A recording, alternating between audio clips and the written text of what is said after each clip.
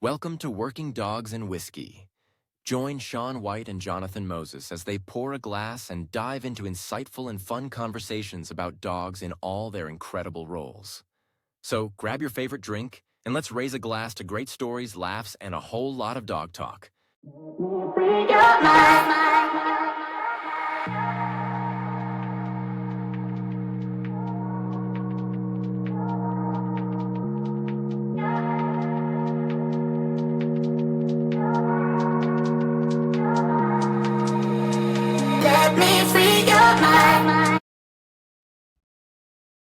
All right, welcome back to another episode of Working Dog and Whiskey. It's just me and my friend, co-host, whatever you want to call it, John. Dude, what's up? What's been going on with you? Just staying busy, man. Got crashing last Saturday, so a week tomorrow. Okay. Getting used to him, new police dog. Hope that'll be the one that goes on the street with me. He's looking pretty solid. That's been keeping me busy. Got 3 pet dogs I'm finishing up. Always training Mona for PSA, about to drop 1 pet dog off tomorrow. I get a little bit of a breather, a couple private lessons, and then next week I pick up 4 more. So, 1 training. Well, no, 2 training, 2 boarding. So, staying busy, but just the usual. What you got going on? We're going to have to change this. I always feel like I'm not doing as much as you. He's listed off like 20 dogs in that whole thing. And I'm like, I have my 1 dog that I'm boarding. You just turned Ucho in? Huh? You just turned Ucho in? Okay, yeah, that's true. No, but full disclosure, I have 1 boarding dog that I'm doing. I'm opening up for boarding for the holidays. That's a need, so doing that. And then, as you mentioned, I don't think we didn't cover it on the last episode, on episode 10, huh? No, But, so we haven't talked about Ucho. All right, well, I think he fits in today's conversation. So, he'll fit in pretty anyways, Ucho will introduce him. So I took over a military working dog through the breeding program through Doc Hillier and all that. Took him on for about the last 3 months of the fostering system. So he got turned in on Monday of this week, whatever date that is. And then, so now I'm down to one dog that I'm boarding. And then I'll be boarding two dogs over the Christmas holiday.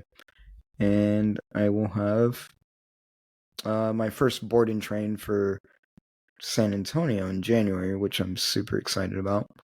But besides that, man, it's just been learning tracking, how the Marine Corps does e-collar conditioning and stuff like that, and really diving into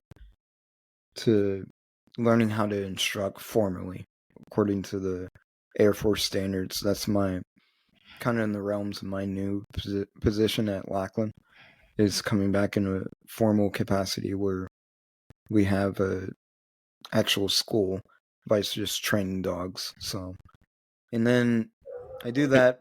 Most of my mornings are dedicated to that, and then the afternoons are just learning from all the new to me anyway trainers that are at Lackland, seeing what they're doing as far as substance detection, basic obedience, and patrol work. And then obviously talking to you about Crash.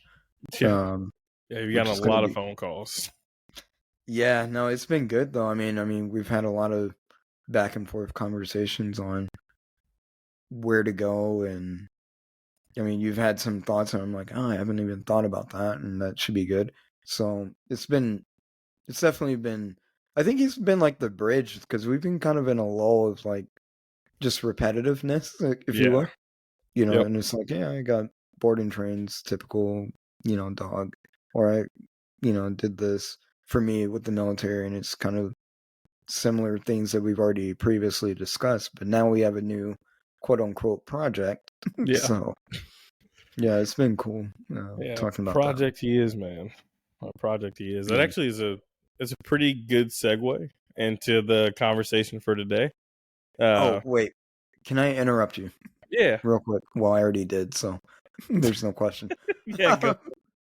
No, so one of the few, I guess, listeners, maybe it's a one-hit wonder where you listen to one, but we don't talk about, our title is Working Dog and Whiskey, and we don't talk I about got you. whiskey at all. Yep. So I know you're in a situation where you, God, dog. I left the bottle.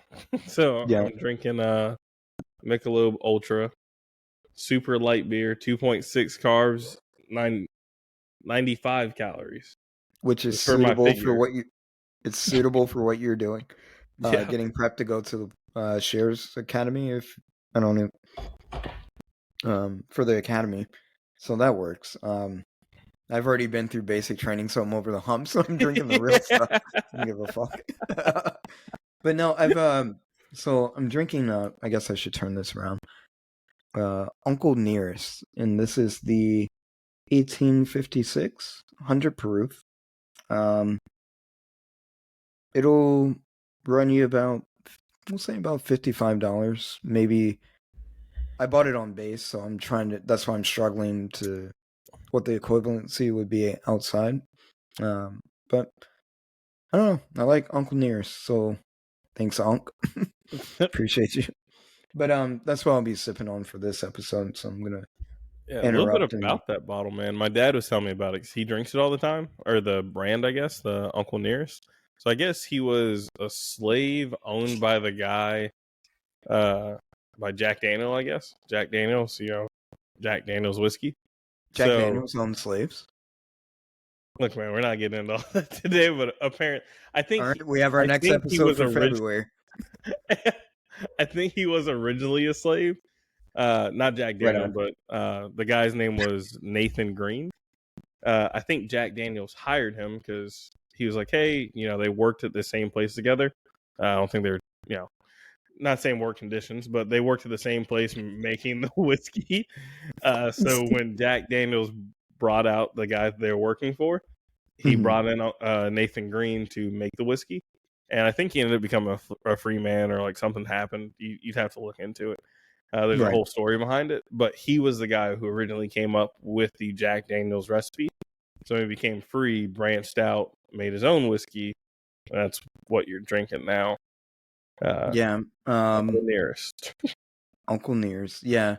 So I think his probably formal name was Nathan. Maybe I'm not Yeah. that educated into it. But I do know per the bottle. I was just reading the back of it to cheat. But no, Nearest Green is was like his nickname, Nearest. I don't Yeah. probably nearest to freedom. Fucking I don't know. But who knows? But his nickname was Uncle Nearest, so hence the name Uncle Nearest. Yeah. And 1856 was probably pretty prime time for that. Whew. Tough time. Yeah. But anyways, we're in 2024, almost the end of it. Hell yeah. Yeah. So let's get back into the 21st century. But yeah. So thank you, Uncle Nearest, for this episode. Yeah. I guess. Thanks Anyways, for the whiskey. let's get back on track with dogs. So you've told me that you have a subject. Yep. What are we talking about? All right. So after all the phone calls I've sent you this past week, figured it'd be a good idea to talk about what to expect when you get a new dog as a canine handler, whether it's police, military, whatever, be private security, but you get a new dog, whether it's shipped to you, you pick it out, comes through a transporter, however you obtain this dog, just kind of what that process looks like, a few things to keep in mind, some things to look out for, and just kind of discuss that a little bit. I figure it's a good topic, me getting crashed, you got Ucho, and just, go off past experiences, things we've learned, and things to look out for, things we could do better, that kind of thing. Yeah, for sure. Do you want to start out with how how you started out with your first working dog? That would be Apex, right? Kind of. We'll start with Apex instead of Yeah, I going down mean, the as rabbit far as hole. the in-home part. Yeah, I would say Apex was my first working dog where I thought I had a clue. Right. Uh, so I actually got him as a puppy. But we can kind of fast forward. So I kind of treated him like a lot of vendors will treat a lot of dogs that a lot of these places, these vendors will raise their dogs, where it's to pass a test essentially. Like they want to see all this expressive drive, and does he scream and drive? Can he search for a ball? Can he basically be nonstop, just balls to the wall, just always in drive kind of behavior? And that's how I treated him. Like he only came out to work. I would tease him up before I put him in the kennel. He'd pass the selection test for most people, based off what their criteria is, where the dog just exudes drive. And then the property I had him on flooded, and all of a sudden this motherfucker had to come live in my house. Like I took this dog that I put all this energy into, telling like, hey, just be expressive, just put all this drive into every single thing, it'll be just fine. And when I say house, at the time I was in a 1,000 square foot apartment. And I caught hell. I had a new kid on the way. And I had to bring this 1.5-year-old German Shepherd in my house who had no manners, very little obedience.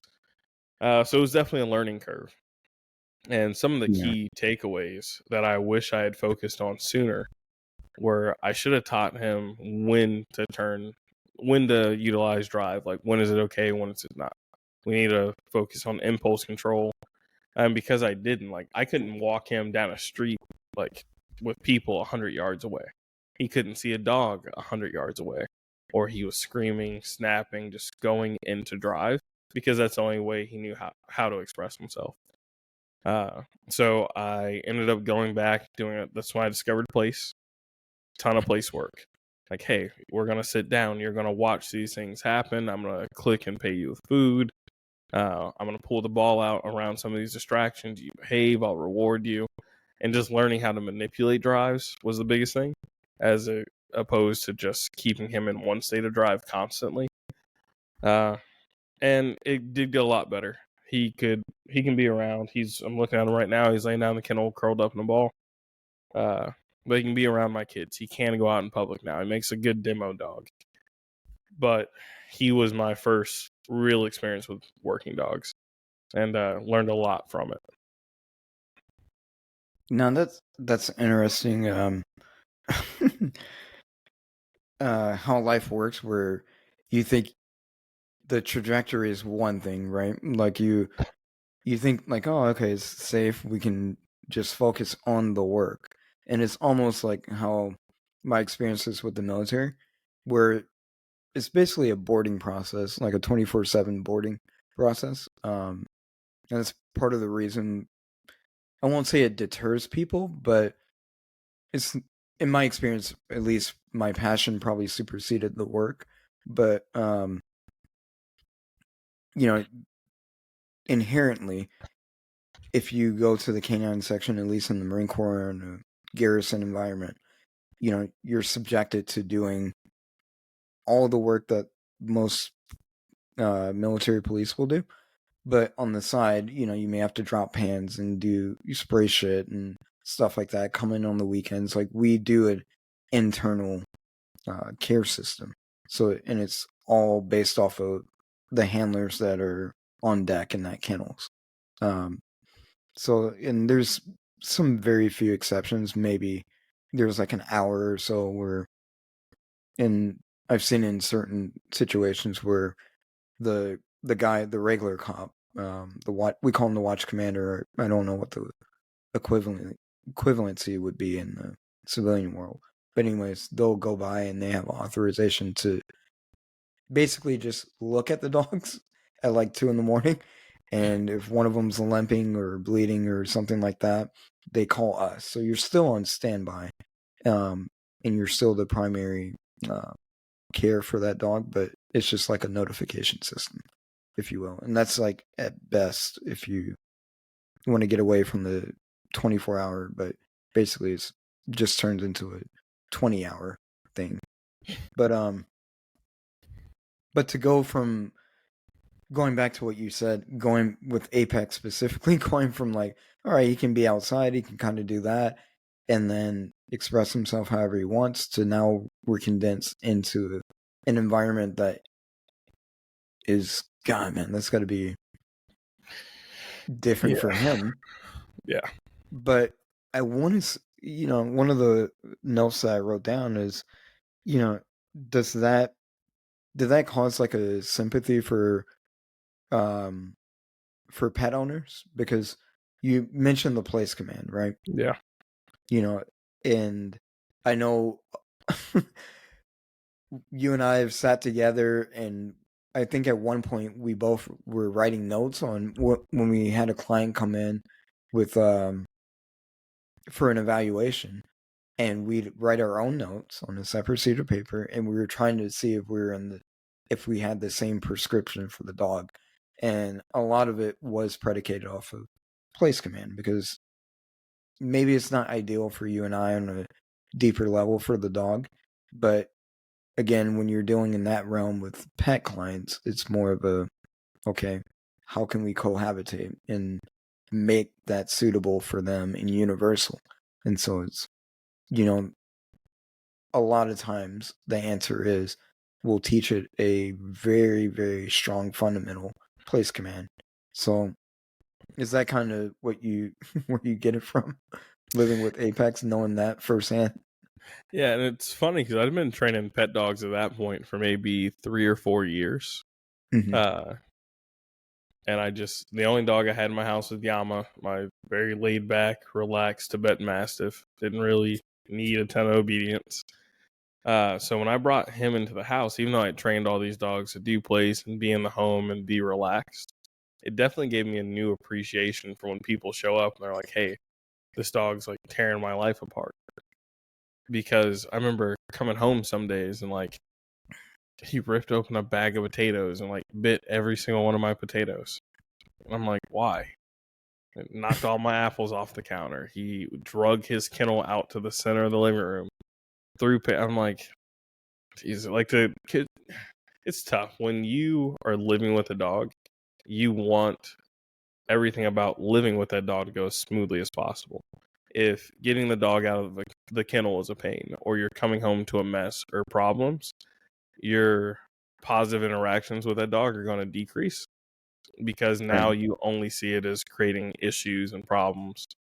So it was frustrating, because every time I came home in the beginning, there was just always something.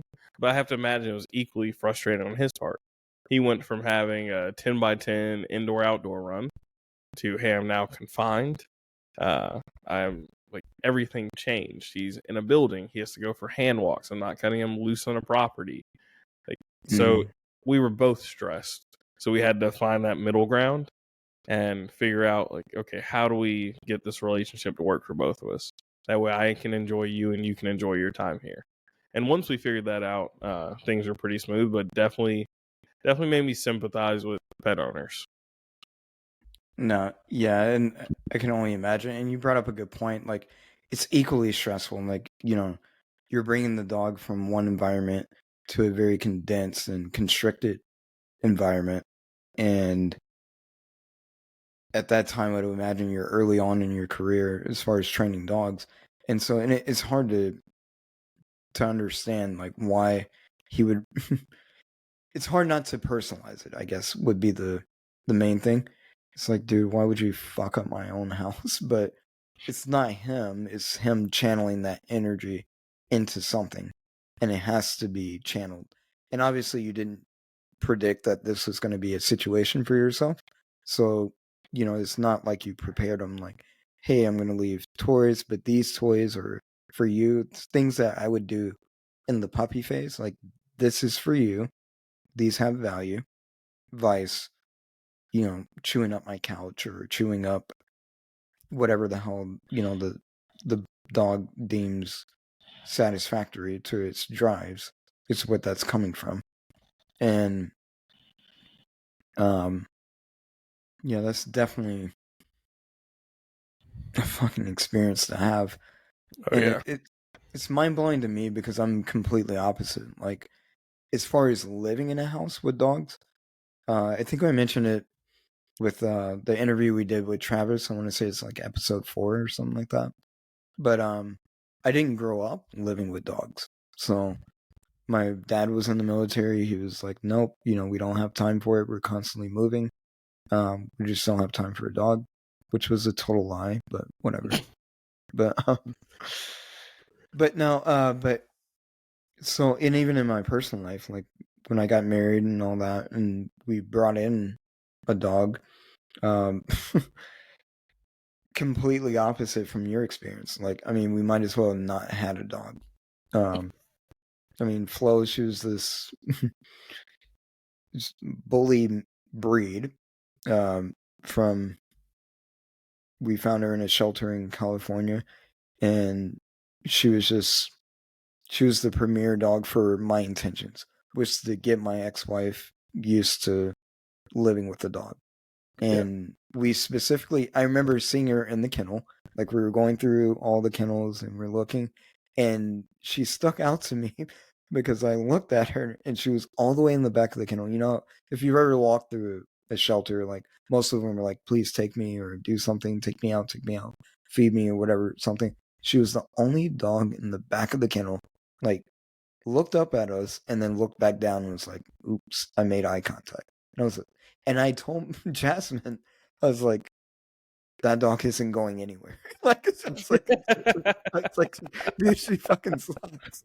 And I shit you not. And we went around, and then there was a boxer, I forget her name.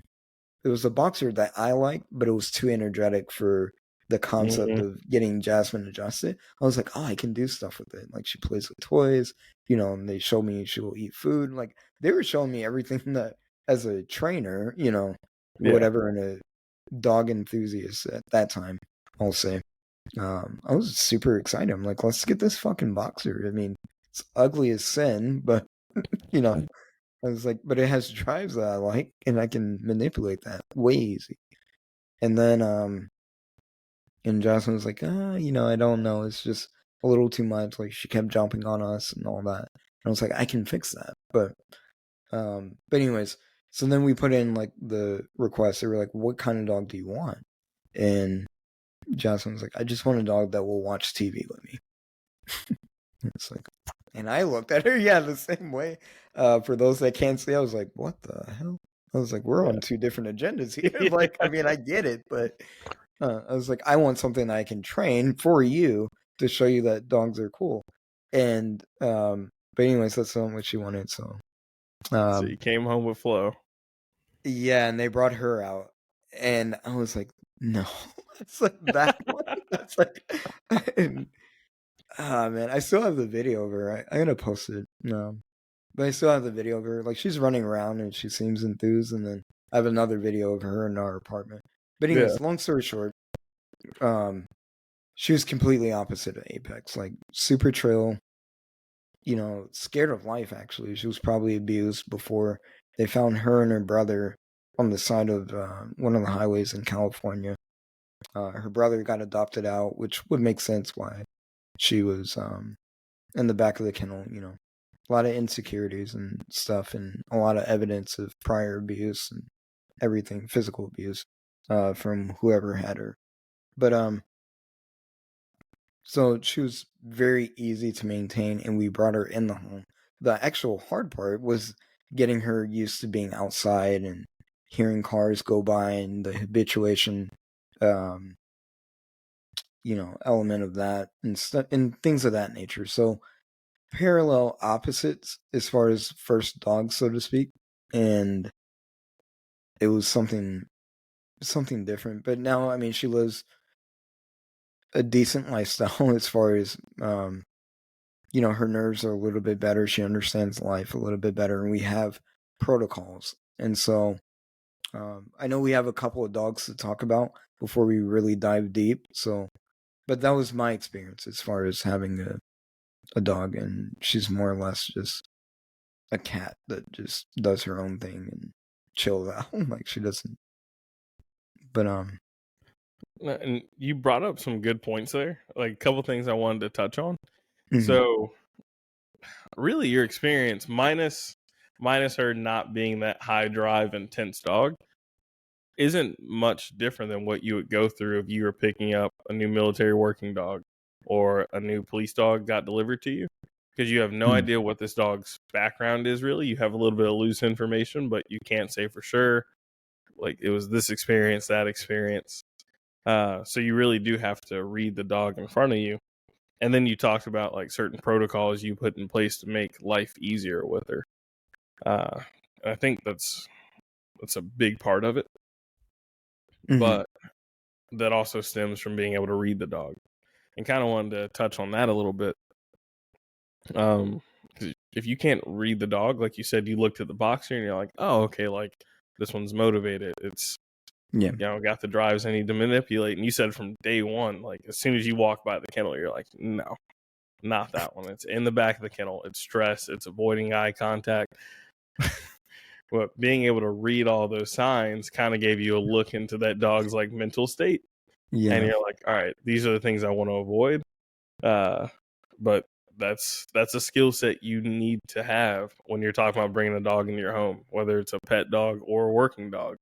You need to be able to diagnose what this dog is thinking, what emotional state, what drive state it's in.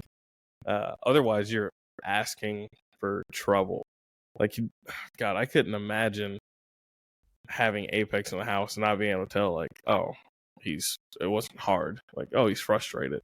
He's in drive. This is happening. That's happening. But going to steal this one from Travis. Again, talk about it in like episode 4, but being able to take the dog's temp. So yeah, tail, ears, mouth, and posture, right? What are those things doing? What information do they give you, right? Because can I read this dog? Do I know the signs of this dog is stressed? This dog is aroused, is excited. I can't tell you how many people, oh, his tail's wagging, he's happy. No, he's aroused. I say that does not mean happy. He can be nope, aroused, like, oh, here it comes. We're about to get to it. We're about to fight. I am happy. I am very anxious. Like, there's so many different versions and of what that could mean. But if you can't use context clues to put that together, then you're in trouble. Yeah.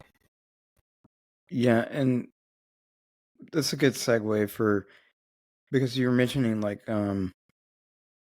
being able to read the dog, and I think we had this conversation either this week earlier when we were on the phone talking about Crash, and it's no different than the police departments that we were talking about, Yeah. where it's very easy to put that verdict on somebody and say like, hey, you need to understand what you're looking at when you've been doing it for what, for you it's been almost 10 years, close to Yeah. it anyway, and then Yeah. and for myself a little bit longer, right? But and when the amount of dogs that you've seen, the variations, the situations and all that, it's almost muscle memory for you to recall those things. And I mean, just us talking loosely, we're providing details. The thing that I want to touch on is that if you're not that invested, because we do this for working dog people as well as family dog or pet dog owners, if you're not that well versed in understanding signs of a dog and stuff like that, one thing I would invoke or present is, okay, if you know a reputable trainer that is around that you can trust, have them go with you, and maybe you have to pay for that, but that small fee, whether it's $100, $200 to go out and help you find the dog suitable for you, it's going to pay dividends in, the long run, and potential loss of property, loss of, you know, sanity. Really, you can't, I mean, that's immeasurable. So, Yeah. and that just made me think, I just took a note as you were speaking, I know me as a trainer, I would love to provide that for somebody. No, this dog is not, you know, My perception of what I want, my intentions with the boxer, right, that I mentioned, jumping on me, very personable, very enthused. We threw a few treats and things like that. It went for it. I'm like, all right, that's something I can work with. But the perception of an average person is, oh, he loves me, right? And the anthropomorphism of it is, oh, he loves me, right? And it's like, dude, that dog is experiencing freedom, is experiencing, and you just happen to be a A part byproduct of of it. that. Yeah. Yeah, an outlet of that. But when he goes home, that's not the same thing. He's not going to be like, oh, what do you want me to do? When he walks in, he's not a fucking Marine like checking into Yeah. a unit like, hey, what is it I'm supposed to do here? That's not his objective. His objective is to satisfy his own needs, however that may be. And so there may be a market, if you will, for the ones that want to invest in that. But for me, more of a reason to, hey, let me invite my trainer with this assessment. And the thing that comes with it is that you have to be open-minded in that you may not get the thing that you were looking for as far as breed, as far as, the size of the dog and stuff, which would fall into the breed. But maybe you're looking for a German Shepherd, but this little terrier is what you actually want as far as the personality and the characteristics. And there's maybe more suitable for your home. Not saying it's going to be perfect. Nobody can pick the perfect dog. Hell, I can't even pick the perfect dog for myself. And I've been shopping for about almost 2 years to find, an ideal male. And I've come to that realization is that, I just need to get what's most suitable. Yep. But anyways, getting back on target is, I think there may be a need for that. And I think that would mitigate a lot of people getting the wrong dogs, quote unquote. Yeah. And I definitely agree with you. Like, you bring up a few good points. Like, if you're not able to read the dog and assess, like, okay, this is what I'm seeing from these. What do these characteristics and traits mean? Right? Like, flow avoiding eye contact. You're already like, okay, no, that dog's stressed, maybe weak nerve. Right? You're like, no, I see a couple things I just don't like, because that can translate to different things later on. What happens during 4th of July, fireworks going off? She goes in the closet. Does she? I didn't even. No, that is her ritual. I was going to bring it up later on, but yes. All right. No, literally, that's what she does. Like every year, we open the door in the closet, and Yeah. even my ex-wife, where she stays, she just knows. 4th of July, open the closet door. She goes and hides. That's See, funny. but just Just by off the knowing, description. like, just off the description of you avert eye contact, you avoid stressors, like you purposely try and go away from them. So that can apply in multiple situations. So knowing what those signs mean, like, oh, this is a sign of stress. This is a sign of arousal. This is a sign of frustration. A lot of people like to say, like, especially like with the working dogs, oh, he's angry or he's an asshole, right? Like, no, it sounds like he's easily frustrated. Okay, why is he frustrated? What's happening? He's easily aroused, right? So what led to that arousal? Can you read the moment where this dog starts to kind of build? Because a lot of people like to say, like, oh, that came out of nowhere. No, the dog gave you clear signs, whether it was 10 seconds before, 10 minutes before. There are signs, and a lot of times I feel people miss them. The temp thing that we talked about, I know that was Susan Garrett, purely positive trainer. I'm not a purely positive trainer, but she does put out good information, and she might be a good resource if you want to learn to read those signs and cues and kind of what they mean. I know Amitabha, who I think we've actually talked about on the podcast, cockapoo with some serious issues that I had. His owner had a hard time reading him. He was just kind of a hard dog to read. There's certain situations she's like, hey, I can't tell when he's getting ready to bite me or when he's stressed. So I actually sent her Susan Garrett's information. She went through, she read about the temp, and she's like, oh, this actually makes a lot of sense. Gives a lot of clarity, so that might be a good resource for you. Or for anybody listening. I know not for you specifically. But being able to read your dog goes a long way. And something else you talked about was you talked about protocols and rituals. You even mentioned it again with the closet on the 4th of July with Flo. Yeah. If you see points of conflict with your dogs, like for me, when Apex was frustrated, he's looking, obviously, like I just said, he bit my potatoes, my apples. And at the time I looked at it like, why the hell would you do that? Because he's had something to bite every day. We worked on bite work. I threw a ball for him. He's looking for an outlet. Like you said, don't take that personally. I should look at that and say, okay, well, how do I mitigate this? And you touched on it. I can give the dog appropriate toys, right? Or appropriate things to chew on. Now, try not to get yourself in trouble, right?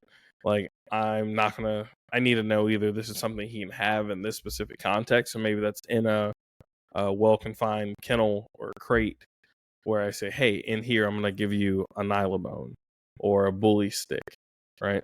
But maybe I'm not going to give my high drive working dog that I just met a couple hours ago a ball in the middle of the living room, because when he goes into drive and he's chasing this thing around and knocking stuff down in my house, or worse yet, when I say, hey, that's enough, I might need to go get that ball. That's a point of conflict. Like, you don't know that dog's complete background and history on how he dealt with pressure, how he was taught to out. These dogs are usually very possessive of their items.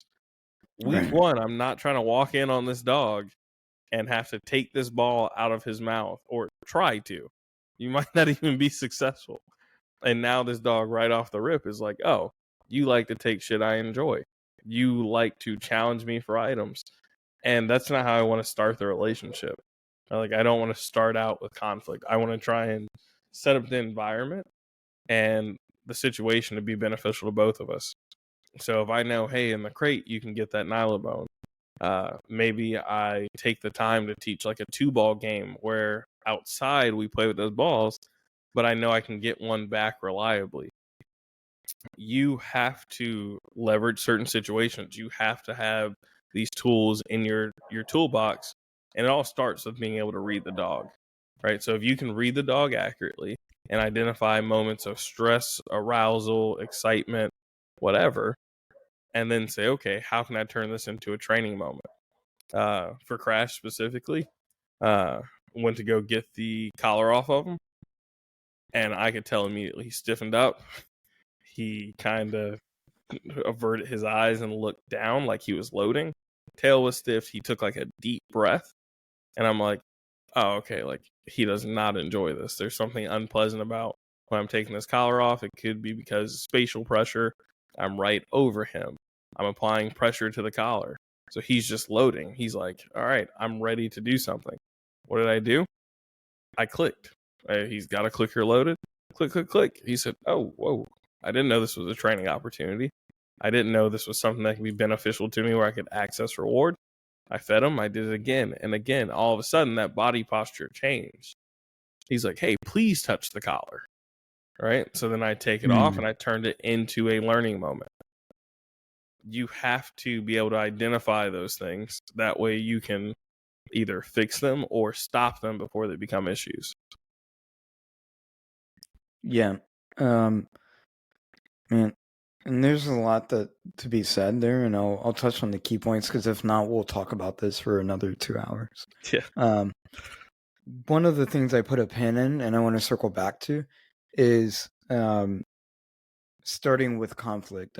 That's the note that I wrote, was starting with conflict. So, and I dealt with that in the foster dog that I had for the military, for the breeding program here at Lackland. So he was probably at about 3.5, close to 4 months when I got hands on him and everything. And he had a lot of issues with his prior foster. Nothing against that individual. It was just her first active working dog, at least for our program. And his issue was he started biting the leash. He started biting her shoes specifically, and it was just becoming too much. And those are all indicators, like you said, reading the dog. Those are all indicators of failure, if left unaddressed. So Yeah. we I put my name out for that type of situation to intercept some of the dogs with issues, if you will, or potential issues. Luckily, Doc Hilliard had him, I think, the weekend before I could get him. And so he already put some pre-established rules and worked with them and stuff like that. But the thing that I notice about him without being verbally told, and again, going back into reading your dog, I think this is going to be the theme for this one, reading the dog. But one of the things that I noticed was I could tell you automatically, and I went back and verified, but he was a very typical Mal, very sporadic, wants to prey driven. Anything that moves, he wants to go for it. And I could tell by the nature of how he grabs stuff after pretty much, well, during his lifetime, the imprinting stage, during his critical stages of development, was pretty much the game was when he was with her, it was I grab something, she goes at him, tries to chase him, and says, whatever, maybe no, whatever, and takes something from him. Constantly takes, because he's probably biting the wrong shit. The house probably wasn't prepared for a young mind that just wants to, that is genetically engineered to just go after stuff and satiate. So, but anyways, the narrative was I take. So when I got him, it was I took him out for a walk. I want to say in my neighborhood, and where people leave stuff. There's sticks. There's trash. It's not a dirty neighborhood, but there's kids that leave stuff, items and stuff. And my whole thing was to assess him and see what does he do. Not take him in my house and see what he tears up. That's my property. Let's go for a walk and see what you do with random stuff. And I think it was I want to say it was like a piece of plastic or something that blew by, invoked a prey reaction. He says, oh, what? Has to bite. Got it. And then the secondary thing that I noticed was, okay, you are prey driven, which is good for our line of work. Good. But then the reaction I didn't like was that he grabbed it, didn't think twice, didn't check to see what I was doing. Instantly, bow! He was on a harness, but at the end of the 6 foot. I grab, I have to get away. Right? So the whole point of that is that if you're going to take a dog of any breed, really, but you're going to accept them into your house, you have to understand what you're taking in and the problems that we cause. A lot of dog problems are human based.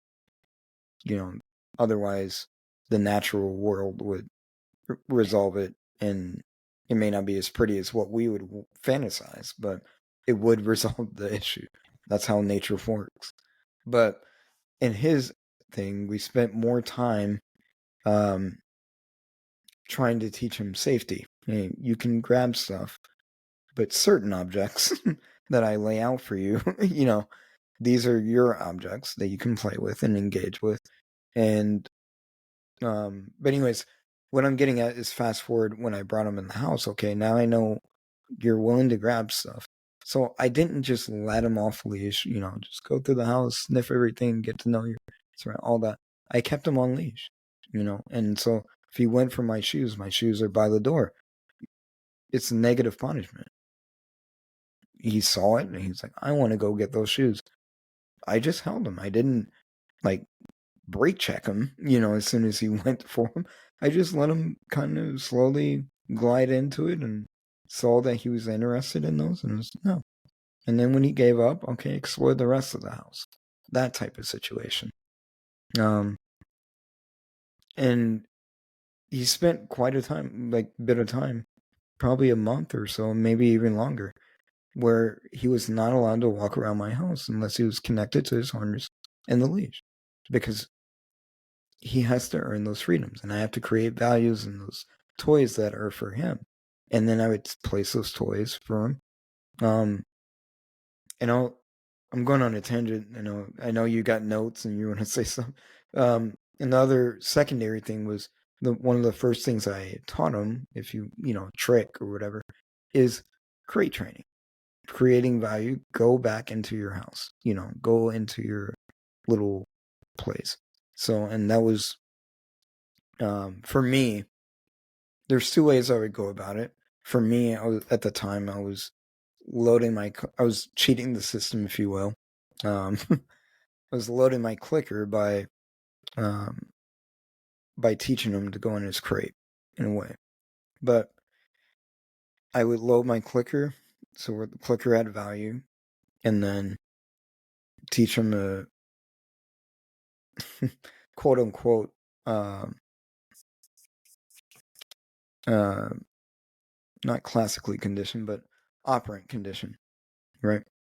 And we just kind of approximate him into the crate through positive reinforcement. Although he didn't really have, I say air quote on operant because he really didn't have an option. He couldn't go anywhere. He was on, he was on leash. So it's, take it for what you will. But anyways, but I wasn't shoving him in either. You just had a very defined option of either go to the end of leash or go in the crate. So, yeah. But anyways, but I taught him to go in the crate, and then after a while, the other way that I kind of conditioned it was through when I would let him outside. When he was trusted in my backyard, he proved that he could go without supervision for a few minutes. I would place his evening meals in the crate and clip him back on leash. He smelt the food, pursued it, boom, got the food. So that just created value in the crate. That's where I eat at night, my dinner. So, and that was just right, wrong, or indifferent. That was just what I could come up with, because it's hard to establish a training plan for, a new dog. So you're just kind of winging it. I mean, no matter how much you think you prepped, you're kind of winging it. But anyways, go ahead, man. I know you got some stuff. What's going on? No, dude, you brought up a lot of good points. It's funny, like you're talking about how we really can't prep for the new dogs. I don't know how many dogs me and you have trained. Like between the two of us, it's a ridiculous amount of dogs. Like we deal with this all the time. Even pet dogs, like we've trained them to go in other people's houses. But each time one of us has gotten a dog, whether it was temporary or long term, we call each other like, "Hey, what should I do, man? Should the crate go here? What do you think? Hey, should I make sure I do this first?" Because when it's your dog, it's like now all of a sudden it's personal, right? Because the dog's coming in our space with our shit. So it's not like, oh no, you know what to do. You've done it 1,000 times. Like you're looking for verification. And you brought up a lot of good points. I wanted to ask you. So you talked about bringing Ucho in the house, but what would be some advice? I know I've got some in my head, but advice for like how would you prepare your house for a new working dog coming home? Like you're a handler who just got their dog. How do you set the house up where it's optimized to live with a working dog? Okay. Yeah, that's very good. So God, man, my mind is all over the place. Not because of the whiskey, but just there's so many variables. So, part of the reason why Doc Hilliard got him before I could take him in as much as I wanted to. Now, in my personal situation, I'm divorced and all that. So, the date that they wanted me to take him wasn't suitable for my son. Like I had my son with him during the week that they wanted me to take him.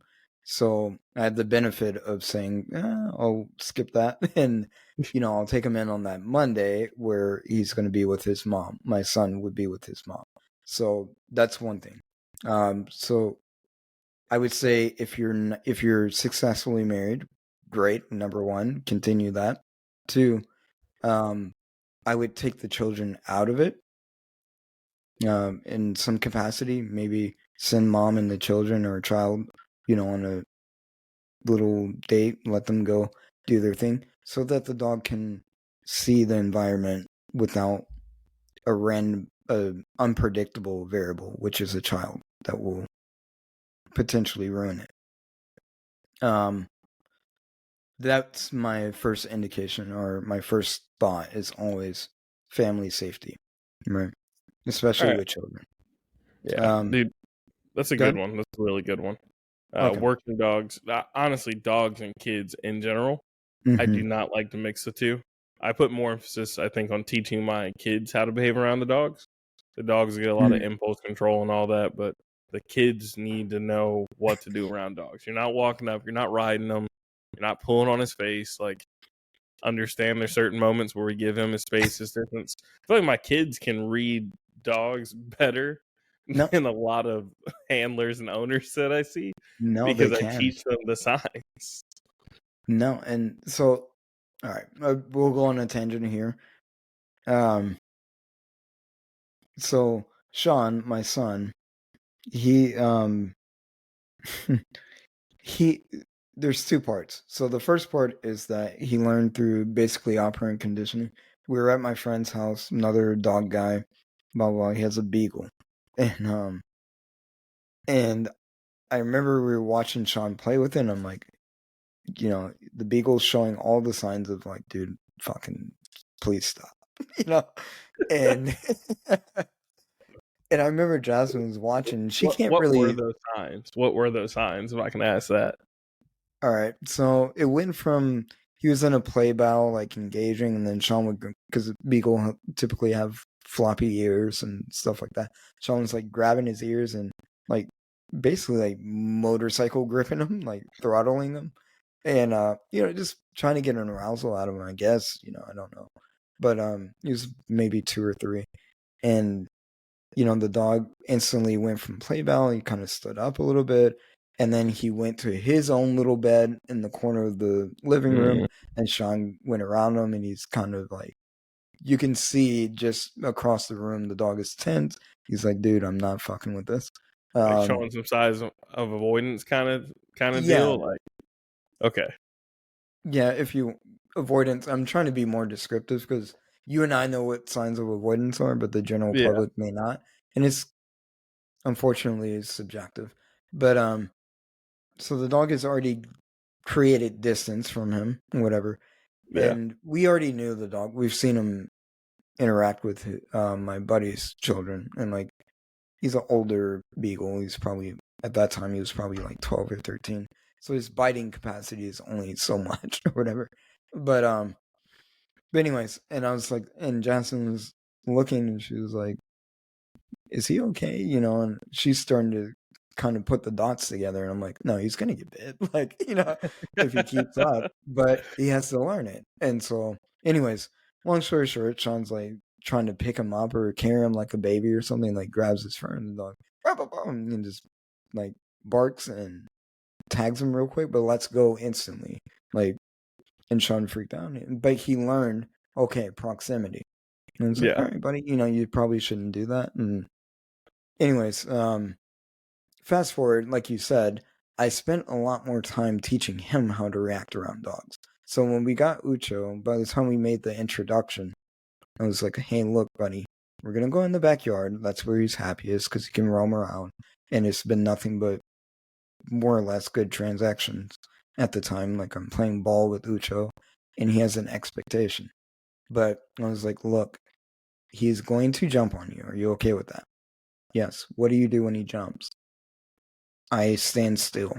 And said, exactly. Let me control. And Ucho had some markers that, man, we're gonna run out of time, um, but yeah, I spent more time developing markers with Ucho than anything else that I thought I was gonna train a puppy for. But anyway, so he had already had condition markers. Wait meant stop what you're doing, freeze. Yes meant come to me for reward. Good meant I'm gonna bring the reward to you. things of that. Clicker meant I kind of messed up on the clicker. I'm not gonna lie. So the clicker in certain contexts meant I was gonna bring the reward to you or come to me. But either way, he understood stay in position or stay in behavior or release from behavior in certain contexts. So all that had already been preloaded. And so we made the introduction, but like you said, and that's a very valuable point, it is Sean's reaction. It's the child's reaction. I taught him, hey, this is going to happen. He may nip at you, he won't bite you, whatever. He is a puppy. He's just like you when you were little. You brought everything to your mouth. Made all those correlations, and Sean reacted fine. Like, the dog jumped on him, like pushed him a little bit. He was like, oof, it's like, oh, but he held his ground as best as possible. Good. The dog Yeah. didn't get a reaction. I was able to call the dog off. Sean stayed still. Things that, so forth and so forth. But that is all predicated off of compartmentalized work, leading Yes. up to the big event. And that is the narrative of dog training to me. On a larger scale. Yeah. I think you brought up a couple more good points, man. Like, let's run it. I don't care. First thing you said was expectations, right? Like, you already knew Ucho you said he was happiest in the backyard. So you played ball with him. He had freedom out there. He was allowed to be expressive. So where I see a lot of people kind of struggle with dogs coming in for the first time is maybe they're feeding their dog consistently at the same time of day, or they walk through a certain door to get the food, or they play ball in the backyard, right?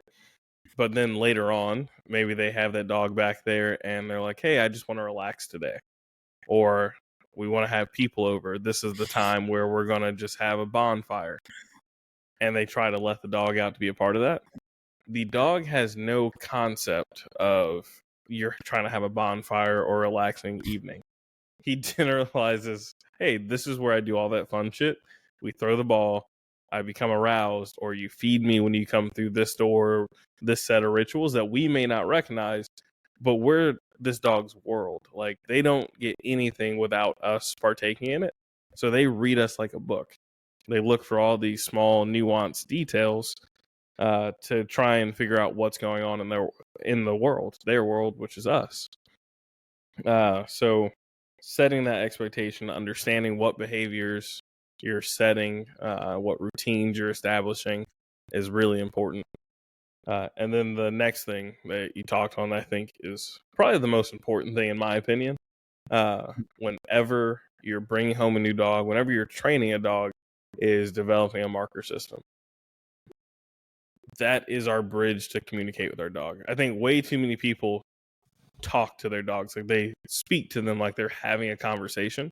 All you're doing is devaluing what's coming out of your mouth to that dog, right? Like, if I'm constantly just motor mouth to this fucking dog and I'm saying any and every word without any action behind it or any set of consequences, good or bad,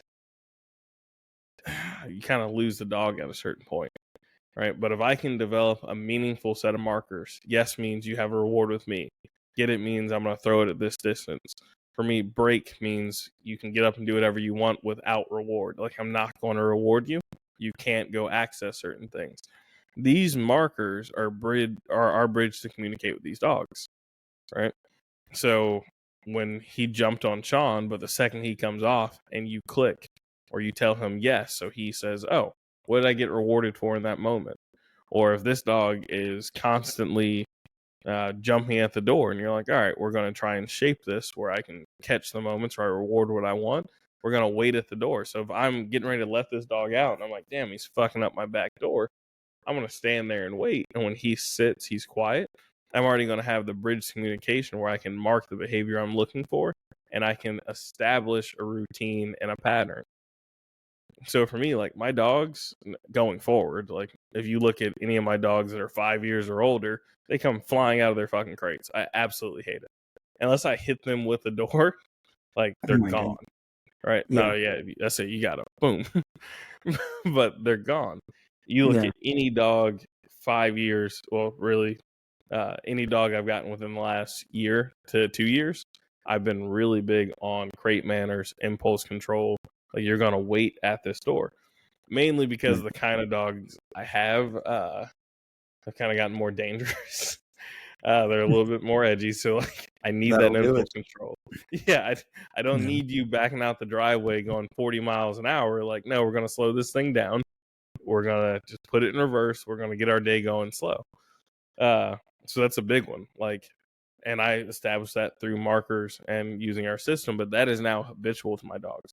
There's times where I forget and I slip up. I go to train with my dogs outside. I'll pop this crate door, walk all the way outside, ready to go train, and I get out there and look, and I'm like, where the hell is my dog? They're still in the crate because I never released them. So when I set that expectation or that standard by communicating with my markers and setting a routine that's consistent, the dogs will usually default to that system, right? So you can use those things to make your life a lot easier, a little bit more routine, where you're not struggling with the dog so much. And again, those points of conflict, where if I hate the dog jumping on my glass door, then why don't I try training him to sit to access his freedom, right? Don't jump on the door, sit quietly, wait. That's what opens the door. So markers are a huge one for me. I know the next topic I kind of want to touch on a little bit, but give you a shot to kind of go. And if you had anything to kind of mention or talk about what we were just saying. No, I mean, overall, like, we'll be playing ping pong on the same thing, just saying the same shit. But the one thing that stuck out to me, and I made a note of it, is where we have, like, it can work both ways, and maybe I'm diving a little too deep, but, like, unintentional consequences. So, like, I think the example you used was the dog jumping on the door or whatever. I'm going to wait until he sits and all that. But to the untrained eye, you don't know what is reinforcing. So, so yes, Yeah. there's negative punishment at play. And in one lens, yes, it should be decreasing the frequency of that happening again. But there's another part at play that where the scales can tip and the dog says, well, I was at my last ditch effort, scratching. I sat for a minute, fuck, I'm tired, but the door opened, and it's like, oh shit, if I had just kept on, it would have opened quicker. So there's, mixed interpretation on the dog's end. And that's like a very, because as I was sitting there listening to you talk, I'm trying to think of how to articulate this in a universal understanding. So I'm trying to be as less technical because it kind of deals with the average pet owner, right? Yeah. So there's things at play, and I think that's the value of a trainer, to make those, those discernments, or if that's a word, but to discern what is what. And we know, okay, in set repetitions, I can predict, or I can understand if your trainer is that well versed in whatever it is, the issue is, and resolving it. But like, you and I could look at a dog and say, okay, oh shit, every time I open the door, that's reinforcing, so I'm rewarding, vice punishing, no matter how much, and that's how intricate it can get. And I guess that kind of led me in the thought of, like, the value of a trainer. Maybe that'll be a later episode, because I'm trying to, dude, there's so many things that you brought up that would last us another hour. We're already an hour deep. But, just in that example alone, there's a lot of things at play, is what I'm getting at. And it's just based on context, based off experience, based off interpretation, based off, again, I hate to use that term, reading a dog, but, assessing the dog and knowing what you're looking for, when to implement punishment, when to implement reinforcement, when to, be involved physically at all, or whatever the case may be. It's just so many nuances that are associated. And I think that's why you see these prices and dog training and stuff, they're pretty significant, but you're paying for a lot of if you get the right trainer, like you or myself, people that are well experienced and that spend, God, until 3 a.m. talking about dogs until one of us falls asleep on the phone, Yeah. things that people don't see. And I know Yep. that's not proper research. I'm not saying we're on that spectrum, but Yeah. it's good enough for the average pet owner for sure, and have a genuine interest. And that's what you're paying for. And then the other part is, if the issue is successfully resolved, you'll never see it again. And it's not like a car where an oil change, you will have to do that repetitively. Yeah. If you actually stick with the prescription from a very, reputable dog trainer, my goal is always to never see my clients again. As much as I, like them, but that is the measurement of success. No, this Yep. dog, and I think of a specific dog, Jaeger, but where they followed protocol, as I instructed them, and I haven't heard from them since. I tell them Merry Christmas, but that's about it. Once a year, but they're living a good life, and to me, that's indicative of good training. And Yep. on both ends, myself as the professional quote, I'm always developing, but in them as the client. So I'll leave it at that, because if not, dude, I have so many notes. Yeah. But I wanted to, as I was listening, I'm like, man, we didn't even get into the you must portion of this, because we talked about the purely positive aspects of how we can shape things and build behaviors and routines.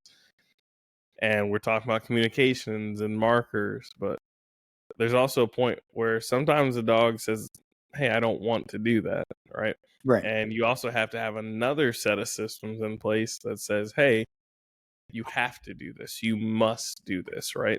Like you said, he didn't really have the option not to go in the crate. You set up an environment, you managed it properly.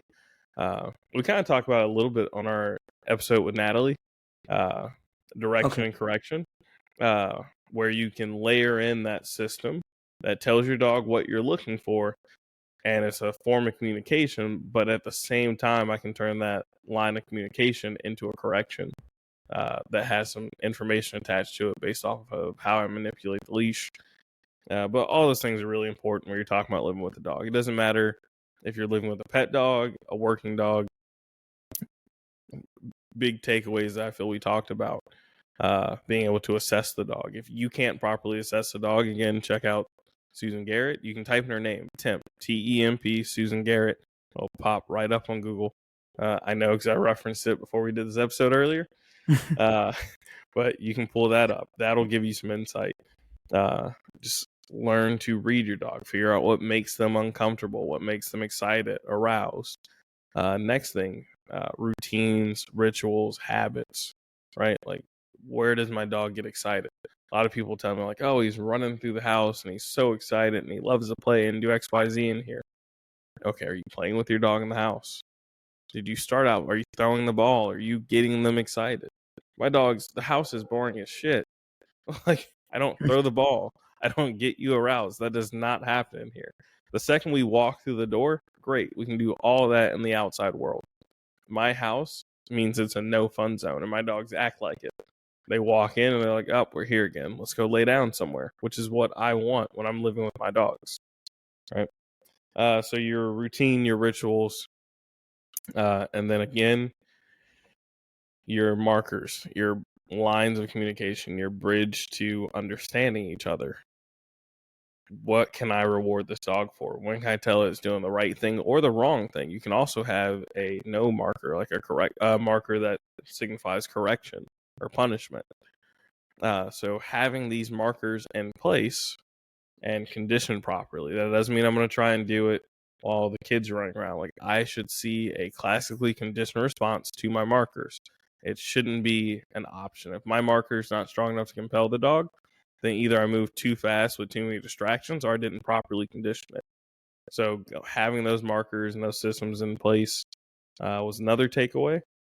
Mm-hmm. And then we can always, like I said, you can go back, listen to the episode with Natalie to talk about correction versus direction and kind of what that process looks like to have a way to compel the dog. But once you have those things in place, it'll make living with your dogs a lot easier. If I say, hey, here's the status quo, and when you choose not to listen, here's the consequence, or here's the way I can compel you to do what I need you to do. And living with a dog is living. They're dogs, right? Like, as scary as they told me Crash was gonna be, or all the stories I heard, or the expectation. Yeah.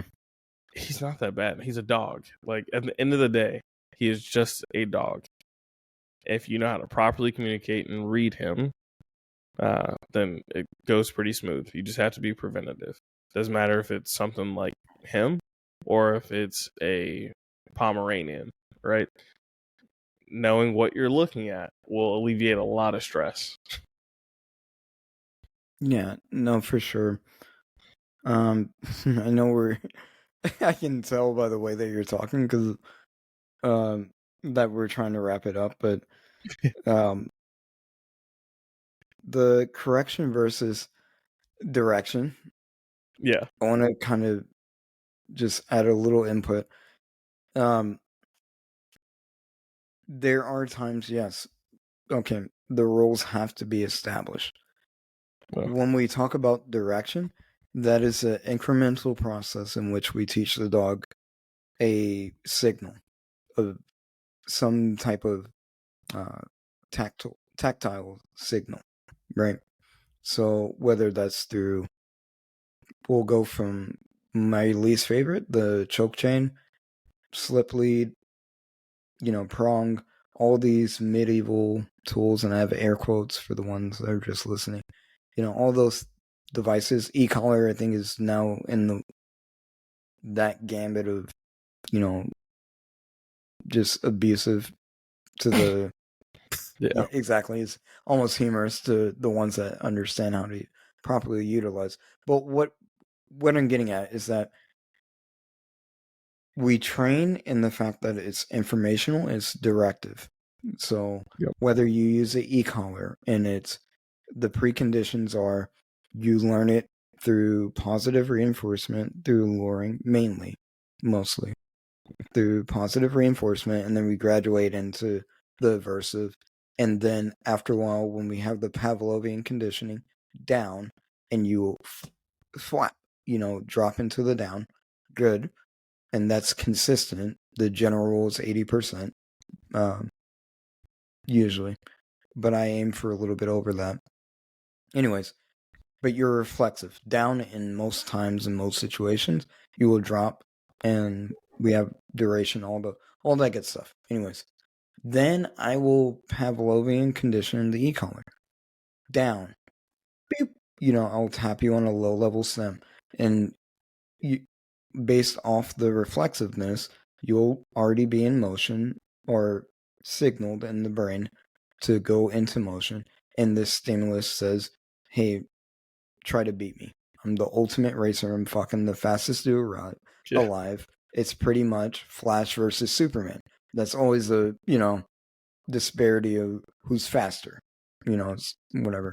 If you're in the comic world. So then we introduce Flash, if you will, the e-collar. Anyways, the aversive, we teach you it's a race. Who can avoid what?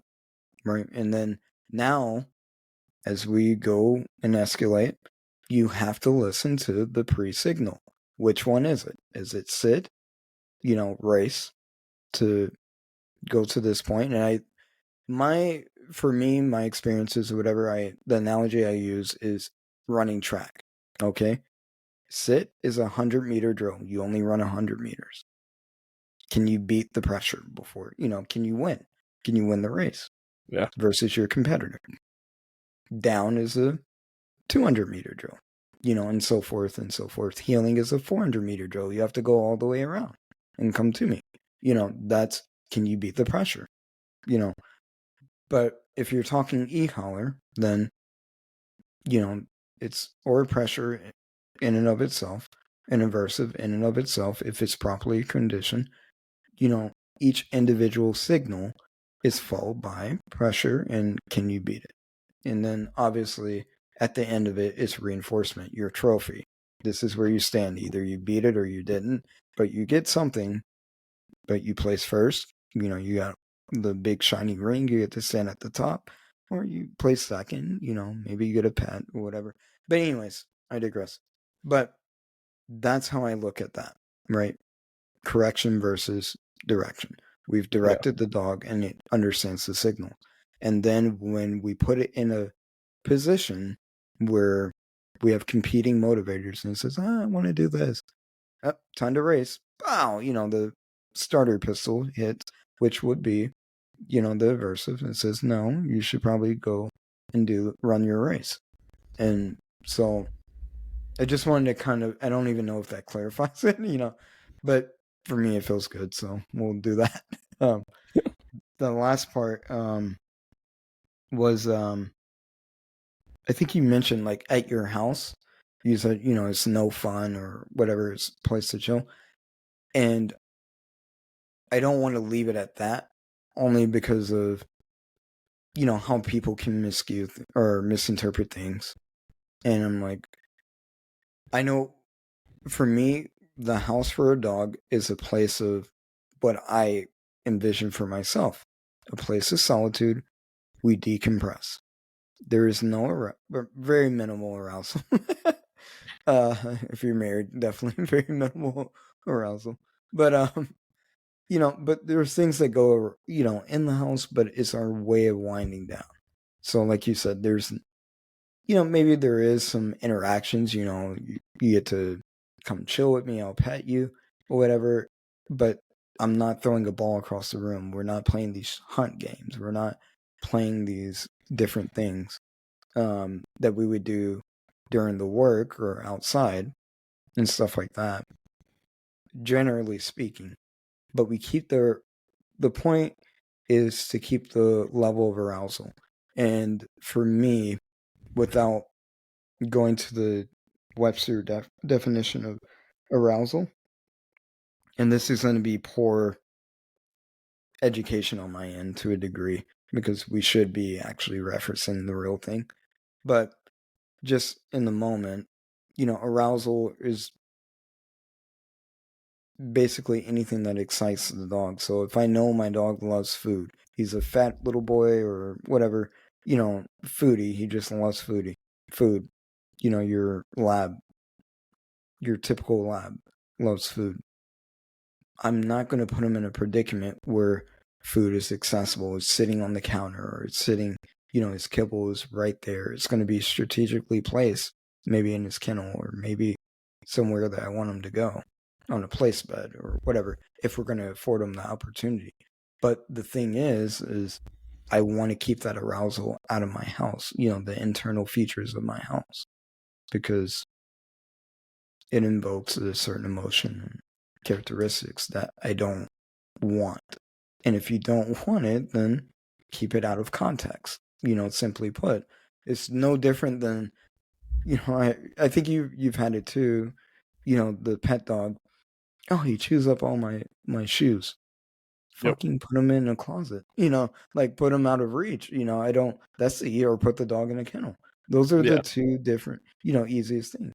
But the same dog that wants the food or wants the play, is no different than the dog that wants to bite the shoes. It's, you keep the arousal down. That's what he wants. Okay. This context, no. So I'll leave it at that for my piece. If you want to close it out, brother, go ahead. I say let's wrap it up there because I say as you brought up again some more good points. It got me thinking about the whole pulling a dog in behavior and or pushing a dog into behavior and pulling them out of behavior that Pat Stewart and Glenn were talking about last week. As we were talking about compelling a dog using pressure, giving them direction with a leash to push them into the behavior versus pulling them out with a reward. But that's literally a whole other topic. We won't even won't even touch it. You want to hear about it sooner than, like, if you want to hear about it now after listening to this, then go to the Canine Paradigm and go listen to it there. Which We'll probably touch on it a little bit later, but no, yeah, and now that you mention it, I'm like, dude, I hate that we're synonymous with them, but in that aspect, but I didn't even think about that. I was just literally going off script. yeah, But no, but to be honest, like Glenn Cook and Pat Stewart, man, I will say they're probably one of the inspiration, or not that we follow them strictly in what we're going to talk about or whatever, but they have an inspiration, somewhat of a framework or model for what we do. yeah, 100%. Yeah, I definitely love those dudes. Yeah. All right, let's start closing out. So if you don't have anything else, we'll wrap Nah, it up. I'm good to go, man. So we can wrap it up. I gotta get up early to go train these dogs. Oh, actually. No, I just have the one dog, so I'm not gonna bullshit like I have dogs to train. That's on Sunday. Hey, you got club on Sunday. Yep. Yeah, that's what I was gonna say. I'm getting my days confused, honestly. I was about to be like, yeah, I gotta do bite work, but no. Monday ring is on Sunday, which I'm excited for. Yeah. But anyways, so for the ones that have stuck out with this or fast forward through it, whichever one, John, how do we reach you? It's just Jonathan Moses K9 on everything. Right. So you type it in Instagram, YouTube, Facebook, TikTok. Is the easiest way. What about you? All right, and that's Jon, Jon. No H. JONATHAN. All right, cool. And then mine is, for whatever reason, if you want to talk to me, mine is Sean White, SEAN, WHITE.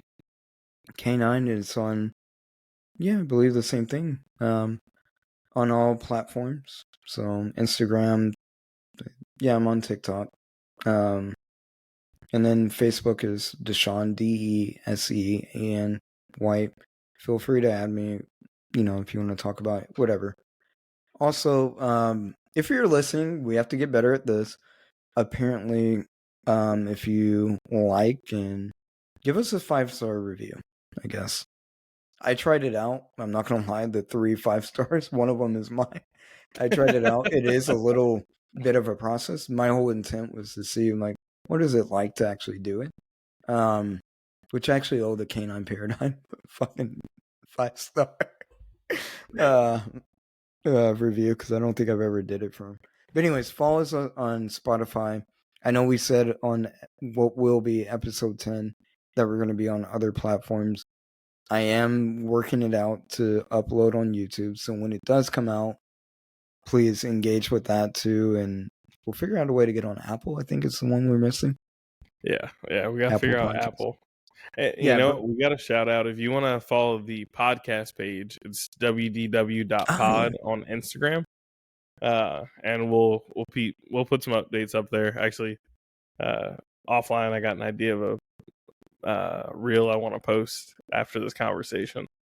Yeah, anything, just follow it. Like that page, we're kind of just putting up whatever comes to our head, to be honest. We're not professionals. We're getting there, I guess, if you will. But but 2 podcasts 2 weeks in a row. We're finally getting back at it. Yeah, we're getting in the episode. We're lifting the curse of the fucking episode 10. Episode 10. Which, Jesus Christ. God, dude. Yeah. In like 4 months. God. Yeah. That was awesome. Yeah. But it's actually pretty interesting. John says, if you want to make if you are inclined to give John $500,000, well, fuck it. listen to episode 10. Nothing's off limits, I'll say that. And you got the money. Yeah, Cash. you got the money. We're not writing checks. Again, this is not a joint effort. You get John. I'll benefit from the new mics and fucking studio that we're gonna inherit in the training facility, and I'll pay my end off with my $250 on whatever through dogs, I guess. But yeah, we're on the surface. We're gonna be having some merchandise for Working Dogs and Whiskey. Gotta do the giveaway with the hats here soon. Oh, you said it live, so it's happening. So Yeah. if you're still listening, but anyways, no, we really do. John did some good work on finding a vendor, if you will, to create some quality merch. I'm actually looking forward to work. Oh, there it is. One of So them. for the YouTubers, when they see this live, dude, God, man, I can't wait to get my. What's Yeah, that? this is actually yours right here. God damn. Okay, cool. No, but I'm looking forward to it at the end of the month. John and I are going to be doing some training. We're actually going to. I don't want to say it's going to be professional, but we'll probably. Yeah, I mean we're at no authority to charge people for anything yet, so Give it away for free for now. no, we will be at least on YouTube. We'll be giving some tidbits of what we're doing. So if you're in the police agency, with John's Dog Crash, we're going to be making some content on YouTube, and next year I think we have some bigger plans on expanding as far as getting out there and having some good people on the podcast. Not that we haven't. I mean, we had Travis, Rosa, 4 Natalie, so far, I think. Yep, and so Sarah. we had Sarah. Yep, can't forget. Sarah always comes up at the end of the episode. I love Sarah. Sarah Carver, but what is her CJC Canine? Yep. Follow her. She's actively doing some good work. We're actually going to follow up with Rosa pretty soon. Yep. But anyways, all right. I'm just letting the whiskey talk. I'm having a good time. But yeah, so if you're still with us, follow us. Please support. Like, we're very enthusiastic about what we do. And we're looking forward to doing some bigger things next year on a slightly larger scale than what we did. This year was just doing it. And now we're going to be truly invested. So, all right. That wraps it up for another episode of Working Dog and Whiskey, episode 11. That's good. All right. There we go. We're almost at an average of 12 a month, or once a month. Woo! So, yeah, we got one more, or a couple more weeks to make that come true. Yeah, we'll be ahead. We could get ahead. Yeah. We could we could record one live. It's been a minute. Live? Oof. All right. We'll need a lot more from Uncle Nearest. No. All right, bro. Let's wrap it up. Again, that's Jonathan Moses, Jonathan Moses, Canine, right? Yep. And then if you want to get in touch with him, dude, do we fucking know the email address? I guess I could look it up. Another way would be probably the most direct way. Let me look it up real quick. Always DM us on Instagram too. Yeah, Instagram's probably the most premier. Or no, it's podcast.wdw@gmail. Okay. Maybe that'll produce something. But anyways, the best way is to get with us on Instagram, honestly. That's where we're actually most active, whether it's through the podcast or our individual tags. All right, that is it for Working Dogs and Whiskey. Yep. Goodbye.